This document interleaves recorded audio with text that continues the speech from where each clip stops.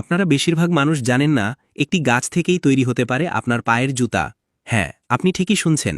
আজ আমরা দেখাবো কিভাবে এক ধরনের গাছ থেকে শুরু করে শেষ পর্যন্ত তৈরি হয় একজোড়া টেকসই জুতা। এই প্রক্রিয়ার শুরু হয় মাঠের এক বিশাল আকৃতির পাতাযুক্ত গাছ দিয়ে, যা দেখতে অনেকটা আগাভে গাছের মতো। এই গাছের পাতা অনেক শক্ত এবং এর ভিতরে থাকে বিশেষ ধরনের ফাইবার বা রস, যা প্রাকৃতিক উপাদান হিসেবে ব্যবহার করা হয়। একজন অভিজ্ঞ শ্রমিক গাছের চারপাশের পাতা কেটে কেটে একে একটি নির্দিষ্ট আকারে ছোট করে আনেন, যাতে তার ভিতরের ফাইবার সংগ্রহ করা সহজ হয়। এরপর সেই ফাইবার বা রস কারখানায় নিয়ে যাওয়া হয়, যেখানে বিশেষভাবে প্রক্রিয়াজাত করা হয়।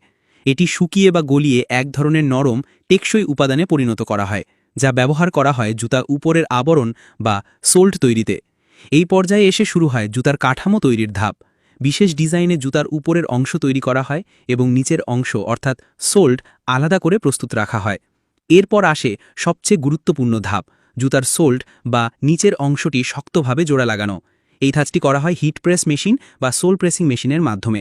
মেশিনে জুতার দুই অংশ বসিয়ে উচ্চ তাপ ও চাপ প্রয়োগ করে সেগুলো এমনভাবে জুড়ে দেওয়া হয় যাতে তা সহজে আলাদা না হয়। অনেক সময় এতে শক্তিশালী আঠা ব্যবহার করা হয়, যা তাপের সাথে মিশে আরও শক্তভাবে ধরে রাখে। প্রতিটি জুতার ফিনিশিং ও ভারসাম্য ঠিক রাখার জন্য শ্রমিকেরা খুব মনোযোগের সাথে কাজ করে, কারণ একটি ভুল সোল্ডের অবস্থান পুরো জুতার মান নষ্ট করে দিতে পারে। সোল্ড বসানোর পর জুতাগুলো ঠান্ডা হতে দেওয়া হয়, যাতে আঠা এবং চাপ ভালোভাবে কাজ করে। এরপর শুরু হয় শেষ ধাপ, জুতার ডিজাইন ঠিক করা, সেলাই, পলিশ এবং প্যাকিং। এইভাবেই একটি গাছ থেকে শুরু হয়ে বহু হাত ও মেশিনের ছোঁয়ায় তৈরি হয় আপনার প্রিয় জুতা। ভাবতেই অবাক লাগে, আমরা প্রতিদিন যে জুতা পরে ঘুরে বেড়াই তার পেছনে লুকিয়ে আছে প্রকৃতির উপহার এবং অসংখ্য মানুষের কঠোর পরিশ্রম।